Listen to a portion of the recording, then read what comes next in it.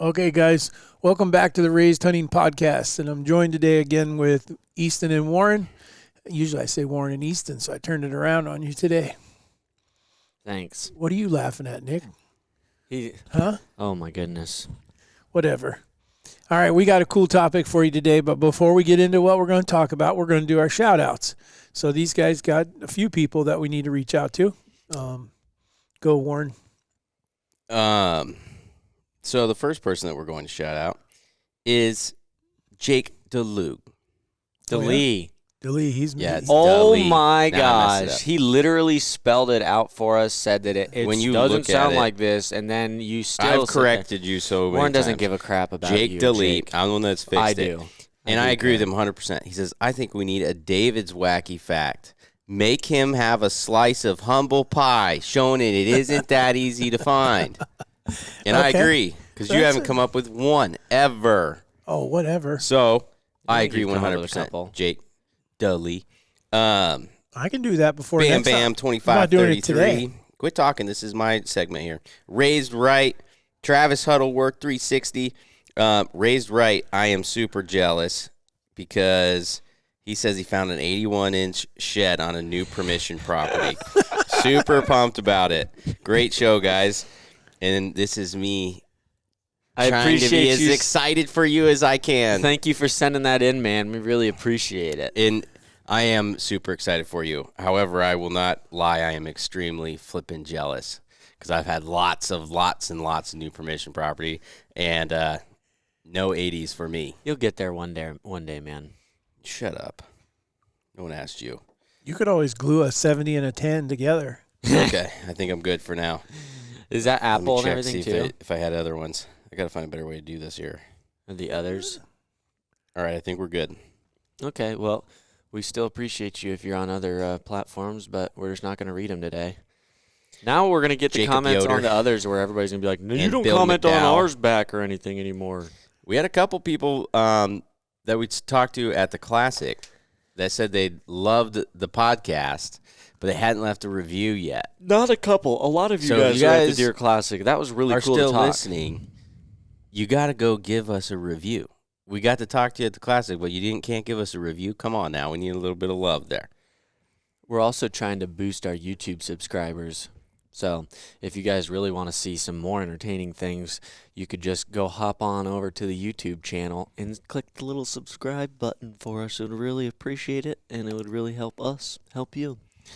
It was cool to meet so many people at the Classic this weekend, though, because we didn't even have a booth. So thank you guys for all of you guys that stopped by and or stopped us and said you enjoyed listening to the podcast. You might have a little bit of a screw loose, too. Oh, yeah, I To did definitely have enjoy screws loose. Our podcast, so we appreciate you. The one guy is And we all have absolutely screws nuts loose. because he asked if we could do a second one in a week. Every week do two. I was like, dude, I think it's hard enough for us Yeah, to not argue enough to get one done for you guys. But Well, I think before we get out of here, then I want to do a big shout out to the Nebraska Bowhunters Association because I ran into several people that were also watching and listening to the podcast and watching and listening to the show.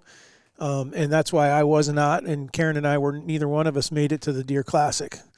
But so big shout out to the Nebraska Bowhunters Association. They put on a great event this weekend. And it's just another one of those, there's another organization out there battling the same battles that we are to try to keep hunting, in the forefront where we can still do it. So they had about 500 people that showed up. It was a good event, very good event. How much did you have to pay them to let you speak? I didn't pay them anything. They didn't pay me anything. It was fair trade. Oh, even across the board? We're like-minded. Yeah. yeah, well, okay. So All right. onwards we go. We ready? Yeah. All right, so today we are going to talk a little more in depth. Last week we talked about turkeys, and what are you doing to our table? Oh, he had to gobble. That was pretty cool. I hope you guys could hear that, but we found sound effects on our board, and so now get ready because this is going to be nothing but sound effects from Easton. He's probably going to cut a hole in the table so he'll be able to reach in and do it without having to lift the table up. You thought about I already had a blueprint made out Right. so I could get in there. So anyhow, today what we're going to do is talk about some turkey tactics. because we are coming up on turkey season, and we don't want you guys to. The last thing that we want to do is put out turkey tactics and it be turkey season already, and then you were out hunting and missed it. So we wanted to be ahead of the game. So anyhow, I don't know where you guys want to start, or if you. It sounds like Easton already has an idea. I don't want to start. I have what we can start with. Okay. Because I think that we may be similar, but I also think, because I have a different opinion on it. So your first for Iowa, it will preach and preach and preach, like, get them done in the first, get your tags filled as quick as possible, because the longer you wait, the harder it gets. What is your go-to very first setup, everything? What is your go-to decoy arrangement, like what decoys you're using in combinations, and just kind of like your first one, because I feel like you can actually plan it out a little bit. You don't really have to, like, okay, this is the situation, then I'm going to use this. So, like, your very first morning, what do you do? What are you taking with you? Are you asking me specifically, all or three, me? All three are probably going to have our own. I can go first. I don't mind doing that. I would say the very first one is going to be scouting. Will tell me what I'm going to start with, and what I mean by that is I'm going to kind of scout a couple farms and see which one looks like that I got birds that are doing something habitual, where they're coming to the same spot or something like that, or having them located. And then I'm looking to see, are there a bunch of jakes in the bunch? If there's no jakes in the bunch, then that's going to set up one set of decoys. If there's a bunch of jakes in the bunch, if I looks like I'm seeing some jakes that are actually running some toms, then that will change things slightly. But in almost every scenario, I would say my first setup is going to be a strutting tom, a standing hen of some sort. I've gotten to where I really like the feeding hen. That's so she's not upright, just her head down, and then a lay down hen in front of my strutting tom. And I think we touched on it just a little bit. I was telling people I was setting decoys at 5-6 yards, hoping to shoot them at 4 to 7 yards, something like that. I've backed my decoys out a little bit. We ran into a couple situations where toms were circling between the decoys and the blind, and we couldn't shoot them. And then I just felt like it gave me a little bit better perspective by when I say scooting them out, I'm talking like 8 to 10 yards. Trying to keep them at 8 to 10 yards so that I have a better opportunity to focus on what I want to shoot at and know that I can clear the blind and everything without having to think about it. So even if you take a lot of guys that maybe just go out their first day, is that the setup? No scouting. You didn't do any scouting. You're just there. You show up your first morning. Is that your go-to? That's your confidence? That's probably where I would start, I think. I mean, I don't think you can necessarily go wrong. You're always going to have that situation where a bird comes, you wish you had a different decoy, or no tom, no jake, a jake and a tom, no hens, just a hen.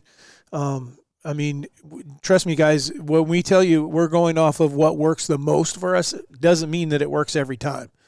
I don't want anyone to think that we're sitting out here, or that you guys are sitting out there listening to us talk about it and we're successful every time and you're not. And that's just not the case. We just put in the time so that we are successful. And then what we've learned, again, just like at the Bowhunters Association banquet this weekend, I was telling people what we're trying to teach you guys, what we're trying to help with is giving you opportunities to learn from our mistakes, things that we've done wrong, way more than what we've done right. I can tell you that I learn 10 times more from the mistakes I make than I do from the successes. So, but anyhow, that's where. So what was your decoy setup? A tom and strutting tom, standing hen, and a because I think the hen could be variable. I like a feeding hen, and then a lay down hen in front of the tom. How often do you think that we overthink the decoy some?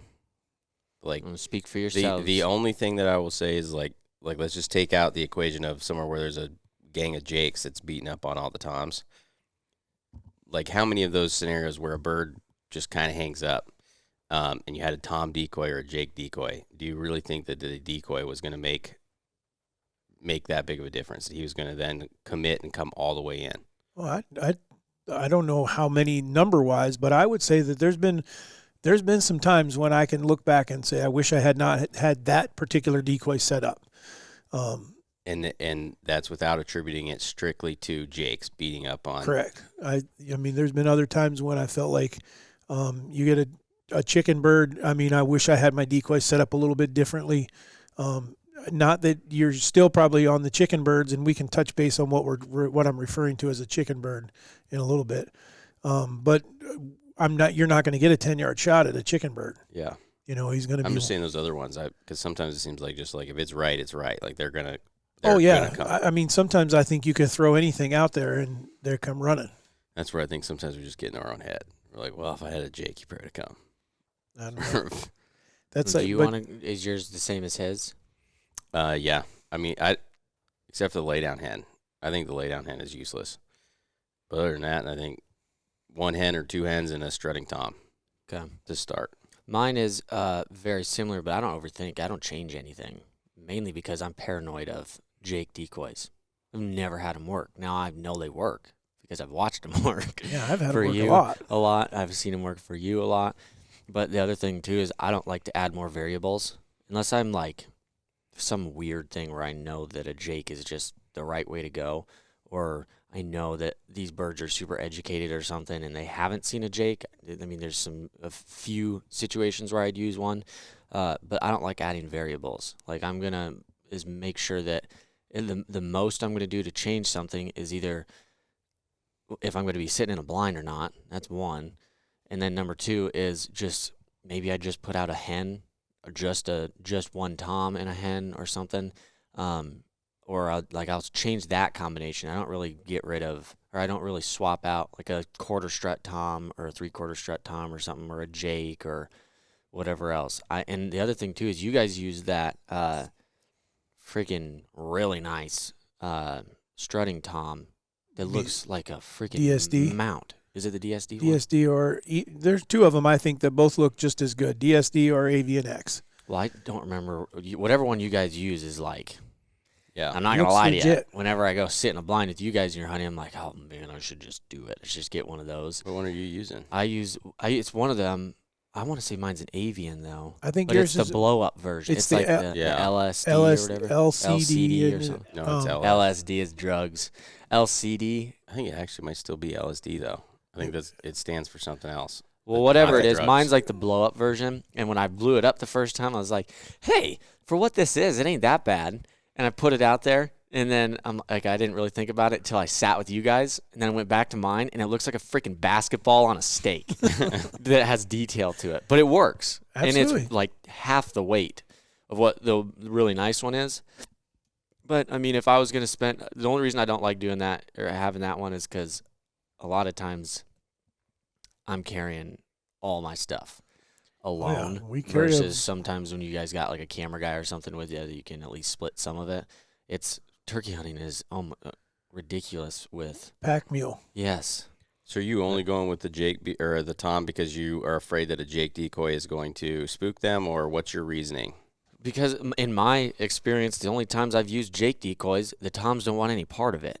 Like as in I must have put it in the wrong situation or something where they do have some Jakes there that have been running toms around. Because I mean, if you haven't seen it before, if you find a group of Jakes that are hanging together, they'll beat the crap out of the toms, especially if there's a lot more Jakes than there are toms. And so then you get into the situation where you have toms not, okay, there's a Jake over there. There's probably 7 others ready to freaking whip up on me, not going to come in. And I think after I had a few experiences of that, I'm just like, you know what? I have a lot better experiences and results with my tom. And then from there, if I got to change stuff, it's a matter of like pulling it out completely, or I'm just moving where I'm trying to get myself physically closer or in a better spot versus changing the decoys to get them to come to me. What's the number one reason you're using the tom? Visibility, and I think it definitely has the strutting. The strutting tom is there. There's a communication level there that someone beat him to the hen. You know, because that's what he's heard is you're yelping to them or calling to them, and he's coming to find the hen that he's hearing. And all of a sudden he gets there and there's another tom there. Right. I definitely think, and then I think that as far as seeing them, one of the biggest things you just mentioned that I think and it's legal in Iowa, it's not legal in every state, so you got to make sure you could use it wherever you are, and that is a strut and 360 underneath them. Which moves the decoy. which is a movement deal. You can rig it. I think every state is legal for you to rig your decoy. That's what I do. I Put have a a string piece on of fishing line around it, and you can turn them and move things and stuff like that. But boy, that Strutton 360 has sure changed and I'm not promoting that particular one. I think there's other companies out there making them. I think Bass Pro makes one and someone else. And I'm just saying that movement has really, really enhanced what our decoy situation looked like. Birds to see a strutting tom as well, especially if you can add movement. I think. I mean, you got For those. sure. If you just look at it from when you see a flock of turkeys or something, you always see that the tip of the fan before you see anything else, or you can see a fan come over the hill or something, Right. and then. So I like having that visibility, and I also don't think the movement does as much when it's.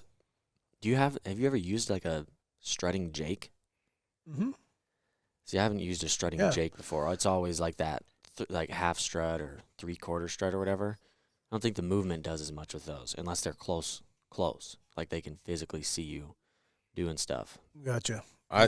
I like the full strut for a few reasons. One, I think that especially when you're sitting out in a field, I don't know how much it matters to turkeys. I think it does matter some from what we've seen as far as the movement. But like when the decoy doesn't go anywhere, and it's a jake decoy. And when we're talking jake decoys, which we should have clarified that, we're not talking jake strut. We're talking jake like half strut 3/4 or half strut. Yes, or what it almost looks like walking. And when I really think about real turkeys, they almost are never walking or standing still in that position. When they're like that, the only time I ever see them like that is when it's raining. And they sit there underneath a tree, and they'll sit kind of like that for a long and time. then you see them flap their wings and go back right down to that. Yes, but other than that, when they are in that mode, they are always walking. And the other one I hate, I don't know if it's Avian or DSD that makes it, but one of them makes it where that jake has its head up, like real faced up, and I hate that one because I feel, to me, that's the Avian one, I think. Which you can change the heads on it, though. Can. So the other head is, more of a like a half strut. I hate the one where it's like head up because I know what they're going for, and that's when, they kind of come in and they do that. It looks like a dinosaur. Like purring, yeah. But I also think it can alert. be when they're alert and they're like putting. So the thing I like about the full strut is that's believable. You'll see a tom that sits out there in the same spot in a field or in the timber and struts around for right, and he doesn't hours. Hardly move. Yes, and so I don't know if that really matters that much to the turkey, or if it's just in my head of trying to replicate the turkeys. 2, I think it looks way more realistic, especially when you have a full fan. 3, then I have the ability that I can, utilizing that full fan, I can allow a bird that's 100 yards away or 150 yards away to turn it and see his head, and then turn it away where he can't see his head. And I think that keeps an element there where that real bird is kind of either aggravated, or once he gets there, he wants to be able to make contact with him, because we do that all the time. As soon as first thing they're going for is the head. Yep. And so they want to be able to connect with that. So I think when you can show him the head, and I don't know if there's some kind of communication there where if he struts around, he feels like he's good, like he's won in some way, where when you turn it away, it seems like that's kind of a, what are you doing, and a more of a dominance factor. So I feel as though I just have more options, more things that I can do with a full strut right away than I do a jake. And because I feel like anytime that I have that half strut jake and it's sitting, and I have a situation where they're out there strutting around in the field for 45 minutes, an hour, I feel like a lot of times I'm losing some of the effect because nothing's moved. Right. I've been there the whole time. Yeah, the other one too, though, that I sometimes used it last year. I wish that I could put them together. Is the Killer Bee, or is it the Primos Killer Bee? Is that the one that the fan goes down, or is it the Bee Mobile? Bee Mobile does for sure. I think both do. Whatever. I think it is the Bee Mobile for Right. whatever reason. That one is my all-time favorite because you can piss them off so fast, so quick, and because they made it so that you have the little string that attaches to right under his beard or right next to his beard, Right. so that you can drop the tail down, and that doesn't sound like a big deal, but what that has done, before we had like the Strutting 360s or whatever else, you could tie the rope onto it, face him whatever way you want, then you got movement when you pull on the rope just to get him to face you, so that's one form of movement, and then number 2 is I can drop that fan down when you pull it, and then it springs back up. And that, especially with your bedded hen or your hen that's right in front of him. Breeder. Breeder. Yeah, breeder hen. Oh my gosh, not that it gets all of them like your hung up birds, because some of the ones that are just chicken birds that are hung up, they don't care what you throw at them, they're not going to come in. But some of them that have been like, you can kind of tell they're questioning or something, we've completely turned them, and they've come right in when you start shaking the tail feather a little bit, and it looks like he's breeding the hen right there. Boom. I absolutely, and reaping especially, I've done that. And Oh, yeah. reaping that is huge to be able to have that ability to drop that fan. And so I like that one, even though it doesn't look as good. It's got more versatility, I guess. Mm-hmm. Well, I just think that the decoys themselves, for those people out there listening, if you haven't seen the DSD or the Avian X, to me, they're in a league of their own as far as what they look like. They're so lifelike looking now. And then there's a bunch of different companies now making feathers that you can actually pull over your decoy to make them look real as well. The one thing you alluded to it, I think Easton might have as well, that we should point out to people is that we don't believe, I don't want to say we don't believe, because it will work, but it's not near as effective. And that is using the fans that come with these turkeys. The silk fan they'll supply with the turkey. Or even, I think it's Avian that has that, like, it's like plastic kind right, of. it's but a tail It's fan. like the same material as what their decoy is. It looks pretty legit, but it still don't they like seem using to be them, man. able to identify real tail feathers. It seems like they're keyed in on real tail. There are two things that those decoys come with. They come with, or they have the ability to put a real tail. They're built that way so you can put one on there. And that's why I lean toward I believe it's, I'm probably saying it backwards, I believe it's the Avian X that just has the clamp that you just slide it in. I like that better than the other one. I think the DSD, you have to screw your tail on. Yeah, I mean, and I prefer the clamp because it's quick. Yeah, and you don't have to drill a hole through it, or use like one of the things where you put the feathers in a container holder or or holder. whatever. Yeah. So let's say you don't have a real feather yet, a real tail feather yet, or at least one now that you're willing to put on your decoy. Right. Would you suggest that instead of using the fake fan that comes with the decoy, and let's just say you can't get one from a buddy or whatever, would you say use a Jake instead if somebody has that option, or just you don't have a choice and so you got to work with it and hope that you kill one, then you can put one on there? I think the first thing that I do would be checking his taxidermist shops, someplace where I could find one. I know, but I told you we don't have All that right, option. so you don't have that option, then you got to use what they provide. Instead of trying a Jake or something.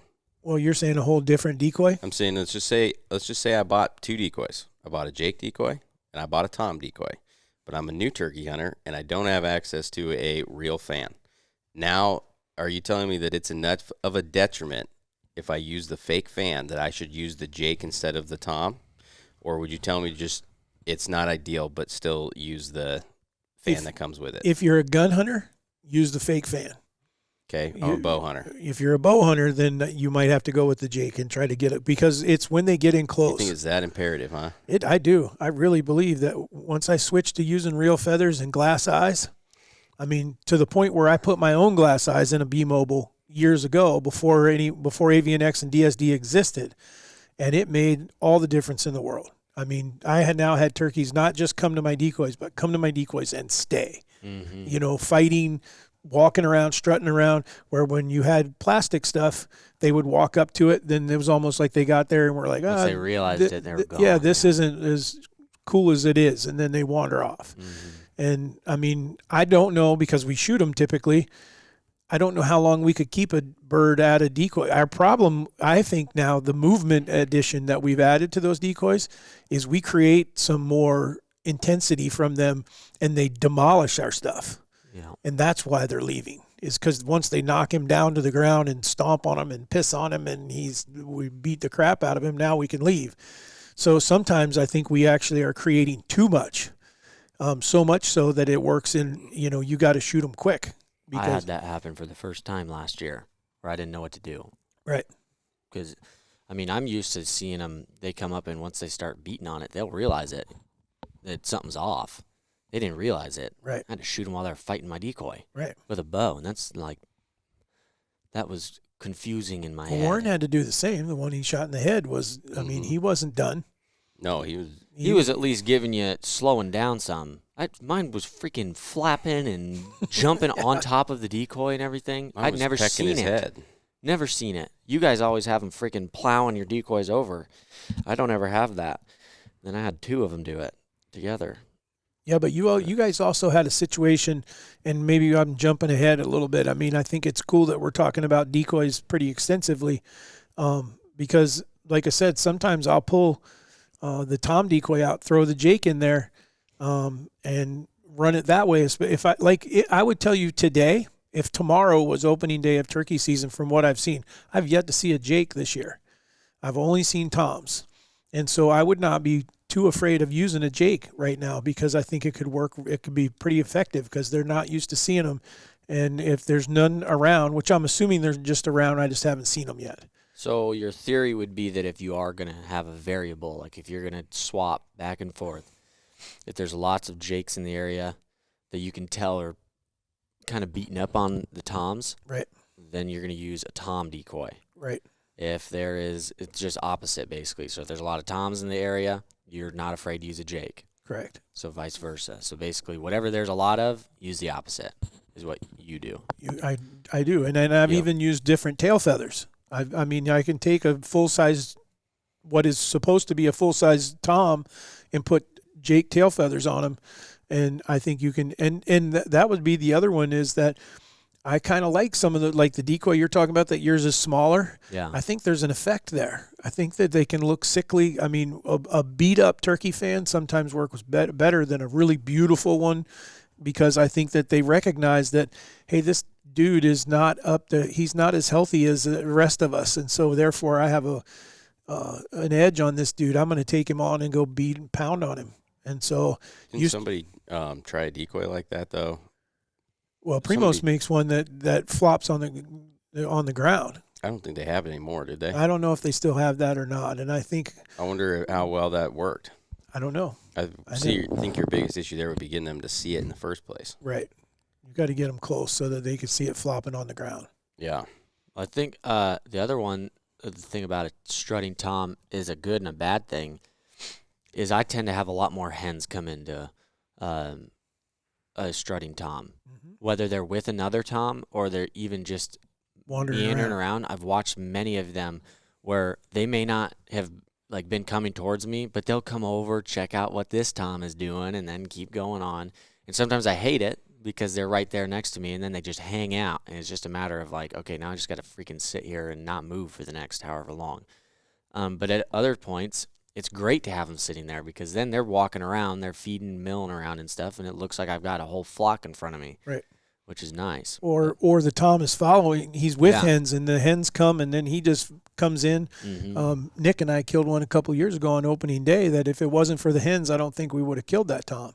Yep. And it took hours and hours, but finally the hens decided to come over to our decoy, and when they did, he just did not. I mean, there was several toms in that area, and so none of them wanted to fight anyone else. I feel like they had been fighting enough, and so he finally the closest that he got for the first 2 hours was like 50 yards, but the hens had not come.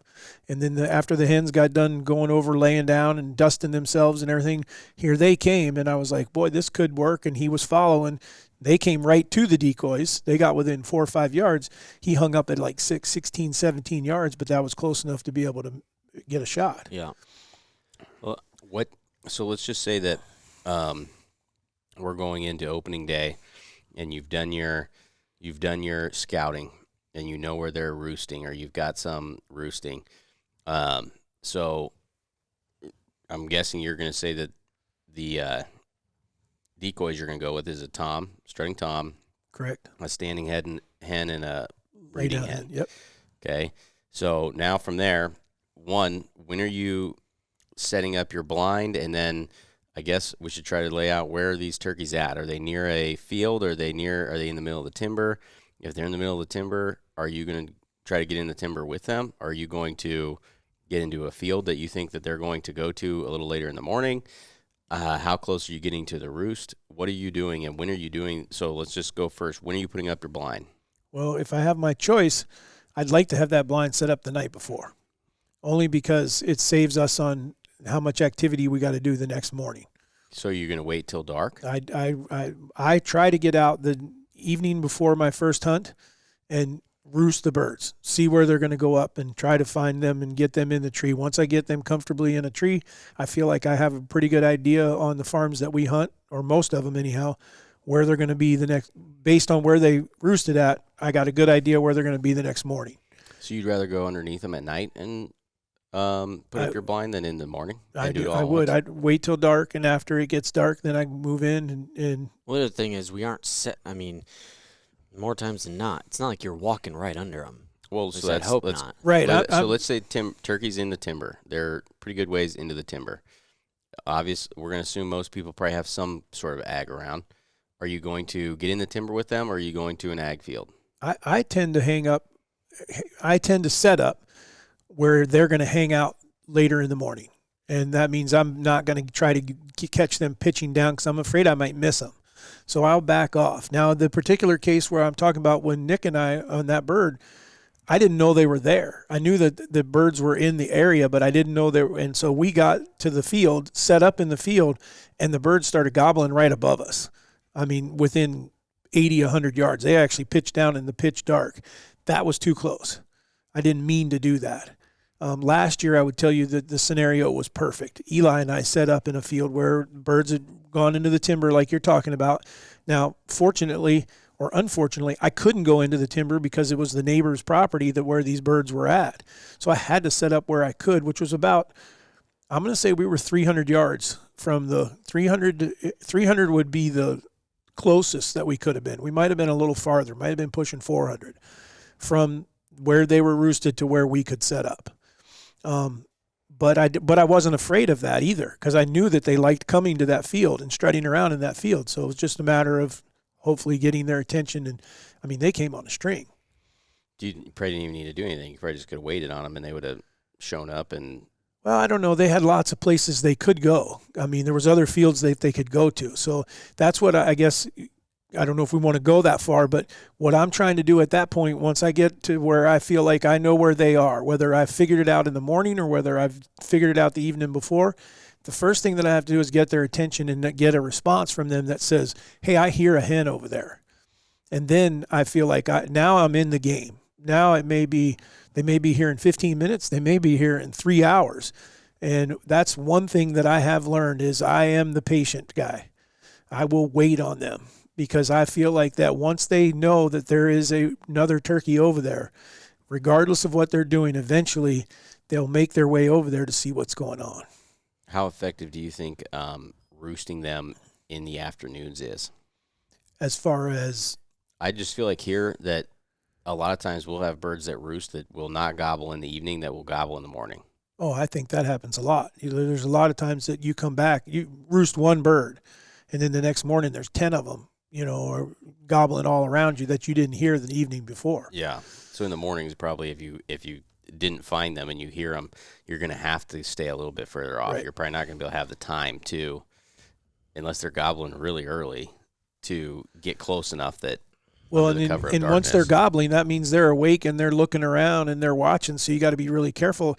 I would say that the nature of the way we set up and the way we hunt is part of the reason why we're staying so far back. I mean, if I was a shotgun hunter and I'm not carrying a blind, I'm not carrying chairs, I'm not carrying a tripod, I got a couple decoys in me, I'm going to probably try to close the distance on that bird some to keep him from having so many opportunities to go somewhere else. And see if I can get that bird to come straight in. But in our situation, because we're bow hunting turkeys and we're filming the bow hunting of turkeys, we have so much equipment, we have to kind of stay back. How do you know if you got too close? You'll know, because they'll quit gobbling and go the other way, or they'll pitch down and go the other way. If they shut up, you probably are too close. You probably bumped them. If they were gobbling consistently and then they shut up, at least for any time period longer than 15, 20 minutes, you probably screwed it up. Busted them. Unless they're on the ground. If you have one that's going nuts, you have two options.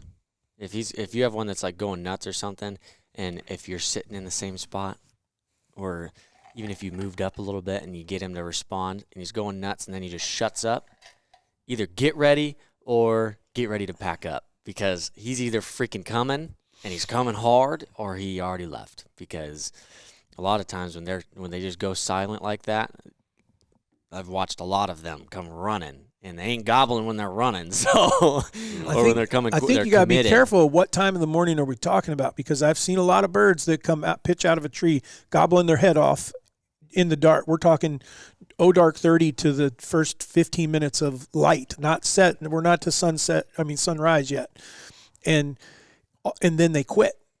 And you're already set up. They were gobbling while you were sitting in the blind or sitting against your tree. You knew that you were safe. You made it to where you wanted to go. And then they pitch down, and then there's nothing. And a lot of times there's nothing for 45 minutes to an hour, and those birds could be breeding. And so you can run into that situation. Typically, I don't see that as much happen immediately when they fly down. It's more like they keep gobbling, and you're like, oh, he's not moving. Why is he not moving? Well, he's not moving because all the hens have pitched down, or he pitched down, and they all are flying around to him. And he gobbles, and then all of a sudden when the breeding starts, now it shuts up. And that's when I think a lot of guys pack up. They're like, gosh, dang, I think I screwed up. I think something happened. My calls were not good, and so that messed up. Or he just wandered off. And I think a lot of times that bird is right there. He never moved at all. And if you just be patient, and that's when you can quit calling and wait for him to gobble, and then you answer him, and then he's like, okay, wait a minute, that one's still over there. Yeah, you can hang them up by overcalling pretty easily. For sure. And if anyone could do that, I call a lot. Oh, yeah, but you are a different species of calling. He knows how to communicate with animals better than he does humans. I call a lot strictly out of impatience. Yeah, Warren's is a great example as to he just, like, oh my gosh, in the mornings, I hate hunting with you in the morning. I know. Because I do have Because you're grumpy in the I morning. am very grumpy in the mornings, first off. Second off, I am of in the morning, I'm going to call, and most of the time, not even turkey call. I'm going to get a response to see where they're at. I'll set up, maybe throw out a call. And while they're in the roost, and then I'm going to be quiet. And if he's with you and he hasn't heard a gobble in a while, dude, just call. Go call. Throw something out there. Call. Oh, it drives me nuts. I don't know if he's about to pull up a wacky fact, but I have a situation question. Boring turkeys. Boring turkeys? Yeah, those are boring ones when they don't answer. I have a situation. Okay. I would like, not necessarily, because I think I know what I would do differently, but I would like I'm going to lay the situation out for what happened, and so you guys can paint a picture in your head. I had scouted, okay, so this is opening day. I had scouted. I knew where birds were at. I knew close to where they were roosted at. I didn't know exactly yet, though. So when I get there in the morning, I knew where they're probably roosted, but I also knew where they like to strut. And because I had trail camera pictures of them doing it like almost every morning. Right. So I get somewhat close, and I wanted to hear where some of these were at because I knew there's more than one group. Well, I hear where one of them is at, and they're probably 70, 80 yards from where this little strutting area is. So I knew I could get there safely. I get to the one side. This little strutting spot that they hang out on top of this hill is only like 50-yard circle or something in that little spot. But then it's deep timber behind it. So I stayed in my little meadow, and birds are probably 100 yards away is all. And so when they pitch down, they're going to have to either pitch down into the trees. I didn't think they were close enough to pitch down into the field that we were next to. Well, these birds, they were going nuts. There was 2 or 3 toms just right there, and then all the other birds were going nuts too. So when I got there, after I'd gotten their response, got set up everything, got all the decoys out, I had a tom, a standing hen, and then a laying down, a breeding hen. And I had 2 of them. I called once with my, I think it was my slate call, and he hammered back right away, and I shut up. And so I knew that he knew I was there. That was all I wanted to do. The next thing, I was just waiting for them to pitch down. Well, they pitch, and instead of pitching where I thought they were going to, they pitched like 50, 60 yards closer to me. So I was like, holy crap, because now I'm seeing some of these hens pitch down, and they're only 50 yards away where they're landing. And so the hens land, and then I see a couple red heads, and now I'm seeing their fans strutting. Well, this starts from light all the way till we finally get the shot. And spoiler alert, we got a shot. But it's 2 toms, and there's like probably 10 or 15 hens. Every one of those hens came in, and the toms came into that little strutting area that was in front of us. 40 yards is where they were at. Right. And the 2 toms were strutting, never came out of a strut. But the hens all came into our decoys. Every single one of the hens came into the decoys and then would come in, mingle around, didn't really care. Some went behind us, some turned around and went the other way. Either way, completely left the toms. Right. But the toms stay. And so we have 2 toms that are strutting at 40 yards for 2 hours straight. And this is after I've thrown call after call at them. I've thrown silence at them. I've moved my decoy. I've done absolutely everything I could think of, to the point where I'm like, Joey, we're just going to sit here. And I don't know why they're interested, but they still are, and they're not going anywhere. So we're just going to sit here, and I'm not going to do anything else, because I feel like the more I'm throwing at them now, the more I'm educating these birds. But they're still interested. Right. So after like 2 hours, I'm like, dude, I really could tell you I don't think these birds are coming. But I don't want to just hop out of our blind. But you can see them still. They're right there, 40 yards. Right. They okay. never, there was like a line. Right. Literally, they would come up to it, strut back and forth, turn around, strut around in a circle, then come back up to it, but would never cross it. And so I said, screw it. This is either going to scare them away or they're going to come running in. So I would imagine it's probably going to scare them away, but get your bow ready, Joey, just in case, because if it does happen, it's going to be quick. And I always keep one of those Montana decoys with me, strutting tom, so it folds up. It's 2D. I don't put it out for anything, but I keep it in my back a lot of times to get to places so I can cover us up where we look like a turkey. So I took that thing and I shoved it out the back window of the blind, and I said, okay, to where the birds couldn't see us. I said, all right, Joe, you ready? Just in case. And he goes, yeah, I'm ready. And I just slowly curled my arm around the blind so that the fan turns. Right. So now there's all of a sudden a new tom here Right. that hasn't been there for 2 hours, and they freaking turn and come right in. And he shoots, doesn't hit the one well. We've talked about this one before, Right. but why? If you had something different, like if you had that same situation, is there anything you could have done different? Because I didn't even do that intending on them actually coming in. I did that so we could get out of there, and thought maybe they'll come in because there's a new bird. But what else are you supposed to do when you throw the book at them and they just hang out 40 yards, 2 of them? If someone is sitting there without that decoy, I don't think they end up killing those birds. And because I can think of one that you shot, same thing. When they were out in the field that day, and they went by and they saw our decoys, and then they come back by, and then you climb out there and climbed in between the decoys moving. It's the movement that killed those birds. Now, see, you talked about you were able to move your decoy, but only for a little bit before your string runs out, and then or I wait for the wind to kind of twist it back. Right, and where with having something like what we have underneath the decoy, you could turn it all the way around. I feel like, and I don't know, who knows, but I feel like in that situation, I could have gotten those birds to come hours earlier, because they would have seen the movement. You could have done the proper movement when you want to do that. They would have seen the movement. I can't tell you how many times you watch birds. I don't know that I agree with that, because I think that someone. I don't really care whether you agree or not. Well, you don't have to agree, but I'm like those birds that you were just explaining.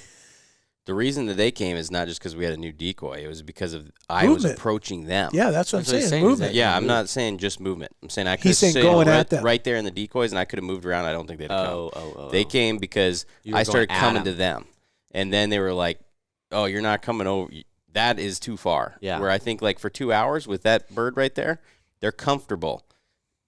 Tom over here is a pansy. He hasn't done anything this whole time. Yeah, I'm he thinking can they're the strut pansies. around. He can do whatever he wants, and we're not worried about him. Even though we technically took their hens, though? I think those hens went to nest, and so I don't think they saw it that way. Now, I'm sure they aren't differentiating to that level, but I don't think that they were like, we lost our hens. They think we bred those hens, and those hens are going to nest. They'll go to nest right away. Oh, yeah. I mean, I guess that makes sense. They'll If they've leave already in the got mor- one yeah. down, they're going to go right to it. That's why your midday birds can be so deadly, because They're empty right now. They don't have their hens, exactly. And so I think that they probably were just like, and then a new bird had to come from somewhere that introduced all of a sudden threat. Shows up. And yes. Yeah. Now all of a sudden, okay, that's not okay. Where'd this dude come from? That would be my theory on that. That's not the first time, though, that I've had one it's the first time that I think that because I watched the hunt the other day. Yeah. and where they were there. And I was scrolling through it, and you guys had, I'm like, holy cow, they were there a long time. I didn't realize it was 2 hours. I figured. Yeah, I had to stop recording stuff because I've never had a bird Stay there. strutting, and let alone stay that close and just go back and forth, but also strutting, and they'll gobble, and you can hear them drumming and everything, but don't go anywhere. Right. Never had that. Well, but I've seen other times where we've left a bird that was gobbling his head off and he wouldn't come in, couldn't get him to do anything, and gone around and gotten in a different spot and hit a call. He gobbles, and it's almost like you couldn't get set up fast enough. Here he comes. It just, I don't know what, sometimes I don't know what their thinking is, or their thinking is that must be real. I mean, the bird that Nick killed last year, The one he reaped? the one he reaped with a shotgun, that bird came because we were moving. Yeah. I truly believe, and that is something that I try to do. If there is a place where you can get set up where they can't see you to the decoys, and someone can be outside the blind and walk by calling, oh my gosh, it's deadly. So let's go to a chicken bird. What is the definition of a chicken bird? Chicken birds are birds that have, in my opinion, I think what causes chicken birds are toms. First of all, it's a tom. It's a mature bird. It's not a jake, but there'll be one that won't come in. They won't commit. They may gobble their head off. They will strut. They will come to calls. They will strut like no other. And typically they'll come, a lot of times, for us bow hunting, they're 50 yards and out. I think nowadays some people don't even realize they killed a chicken bird because some of these shotguns now reach that far. So a chicken bird is what, though? So he's at 50. So he's at 50, and he won't come in any farther because he's been beaten on before. He's already lost as far as the pecking order goes, he's not number one. He's not a dominant tom. Doesn't matter what you move. Doesn't matter what you do. Nothing's gonna get him to walk over to that decoy. Now, he's going to try to lure the hens away by gobbling and strutting and try to get them to come to him. And so he's not afraid of coming to a certain distance. And I've seen him even, the best one I've ever seen in my life was with Brock in Montana. And the bird came up behind our blind, used the blind to like hide. Barrier. Yeah, like to hide, and like poked his head around. We could have actually reached out and killed the bird, grabbed a hold of him because he was literally using the blind to gobble at our decoy. Yeah. But there was 4 jakes. And when the jakes were coming, he was staying away from the jakes. He heard us calling, comes up the hill, he sees this one, he's like, and so now he starts to come, gets to that barrier, and he's like, no, I'm not going to go too close because I've already been whooped on. The jakes are coming behind him. And so here he comes, and he walks up behind the blind, and he's gobbling at him.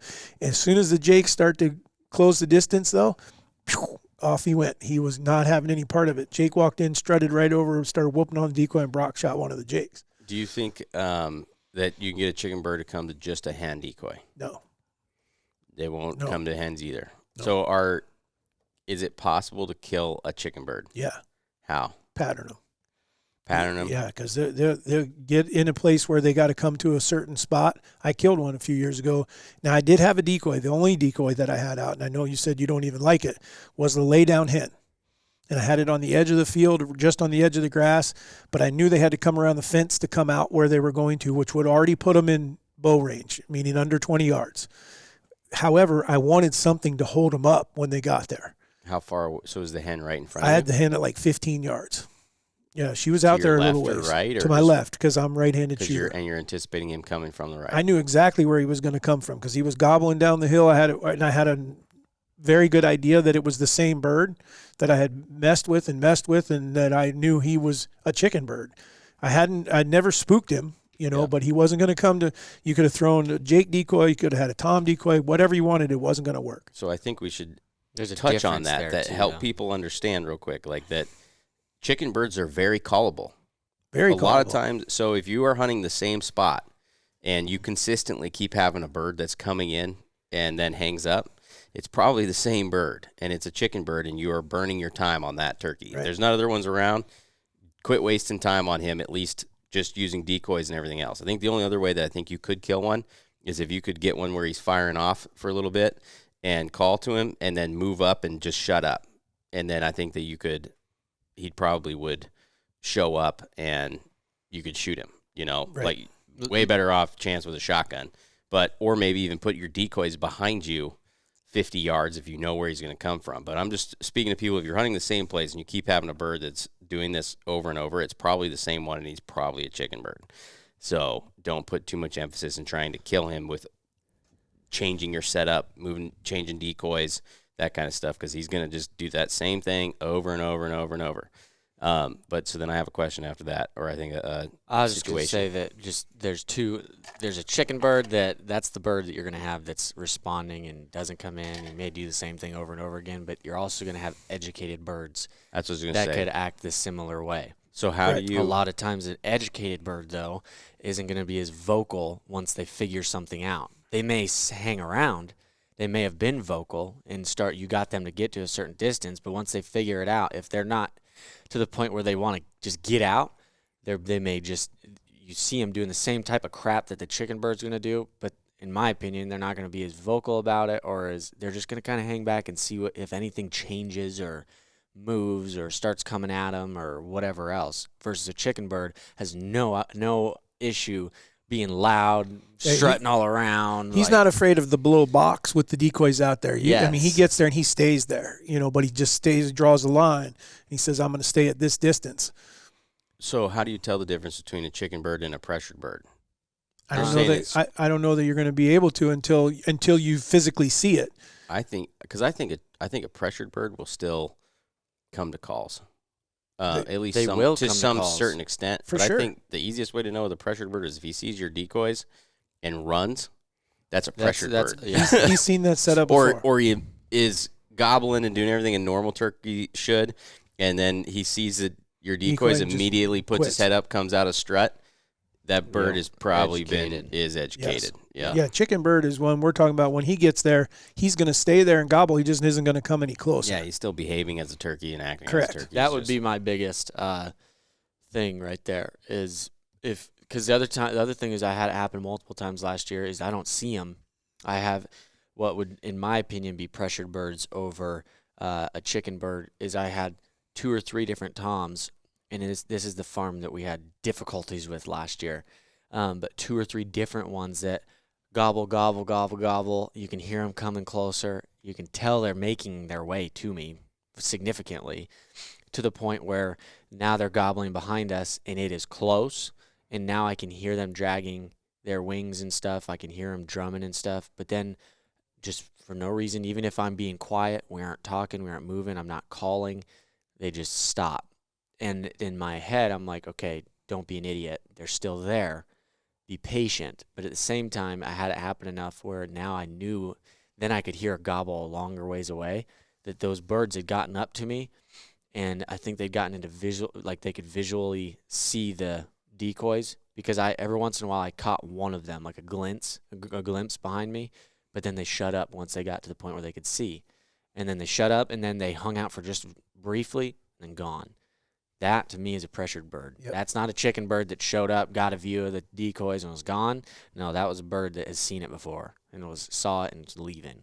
Yeah, and because we've had chicken birds that walked all the way around, literally 360 degrees around you, stay the same distance away. And they're trying to get that hen to come toward them, to come over to them. But, I mean, like I said, the other one that patterning them is one. Another way is you can still call to that chicken bird, but then shut up. And with no decoys out, you can a lot of times get them to come over. Now they know where they heard that from. You're trying to get them to physically try to come find a hen because they can't see it. There's no visual for them, and you wait on them like that. Which then could make them think that it's further. Absolutely. So then they're going to keep moving closer. Yeah, and hopefully they keep coming, and then next thing, the problem that you have with that with a bow is when you have no decoys is trying to, at least for us, it's extremely difficult because we're trying to film. If you weren't filming and you can move from window to window or move over, and if you need to even shoot out of the back of the blind or something like that, you could do that. So just a hunter has a lot better opportunity of sealing the deal on a chicken bird than what in the situation we're in. Yep. But no, those are some of the. I feel a lot we could. Oh, absolutely! I think we've just started scratching the surface, literally. Yeah, I didn't. Good pun. I know. I didn't think that we were going to have that much to talk about on that one.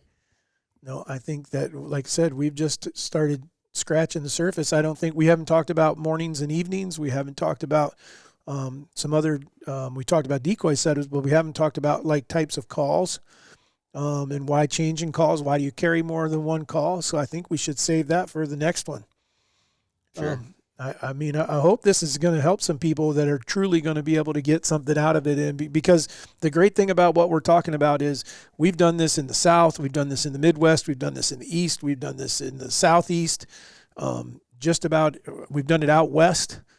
The same setups seem to work. I mean, without a doubt, I would tell you, I would agree with what most people would say, but for the new hunter that doesn't know, the Eastern turkey is the toughest turkey to kill.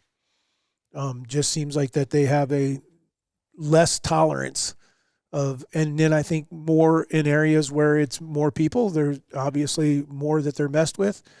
It's going to make them where they're just even more difficult. Yeah, I think Miriams are one of the easiest.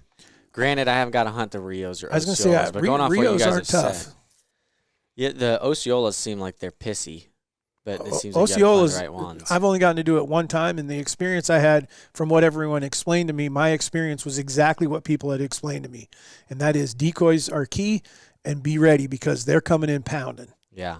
So maybe Miriams aren't even the easiest ones. Yeah, the Osceolas were. They weren't hard at all, other than to shoot them with a bow because they come so aggressive. Yeah. That they come in, whoop up the decoys, and take off. I mean, They're a lot smaller, aren't they? they are quite a bit. I mean, they're taller, but they're not as heavy. I mean, where we'll kill some 24, 25 pound. Even you and 30 Alyssa have pounder. killed close to 30-pound turkeys. I would say most of those are like around the 20-pound mark, 18 to 20 pounds. Big beards and spurs, though. Big beards and spurs, beautiful birds. They have And huge spurs, don't they? yeah. Yeah. Miriams are sometimes they're the prettiest, but typically they're the rattiest. Well, Rios might be really ratty. I too. love Miriams. I do too. I But absolutely their love beards are how also pretty. the smallest. They weigh Yeah. the They don't least, have and their spurs are the for crap. smallest. Yeah. Well, I just love their fans. They're so pretty. oh, they are. They're beautiful. Yeah, some of them are really pretty birds. Others look like they went through a washing Yeah. machine. The one you got in our office is one of my favorite fans Right. of all time. Well, you got a wacky fact? I do. See, I could, if I knew that for sure, if I could remember, I actually could help you with a wacky fact today.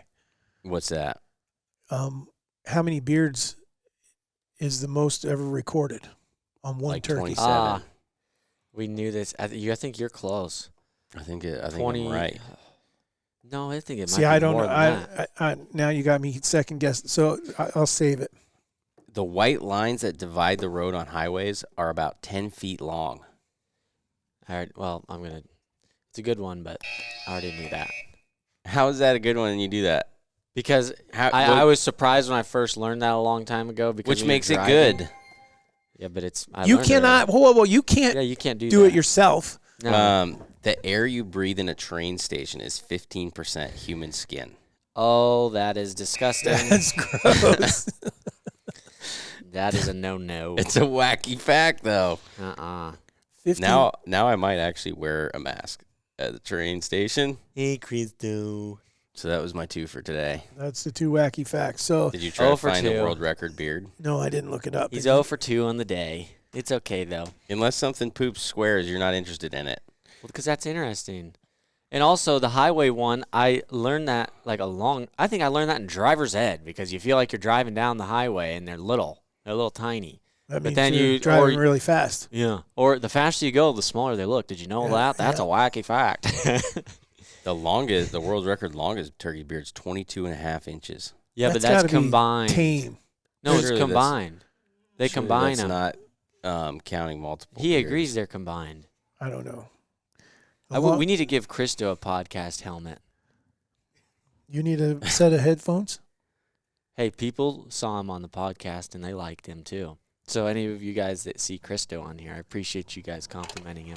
Oh, He's my boy. I think it was one consecutive beard.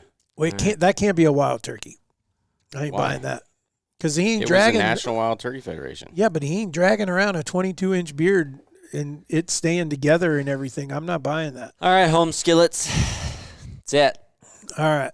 We out. We'll look up the turkey stuff for the next time, and that will be our wacky facts that we have. So Thank you guys for tuning in. We appreciate you. This is the Raised Hunting Crew signing off because we're going to go listen for some turkeys.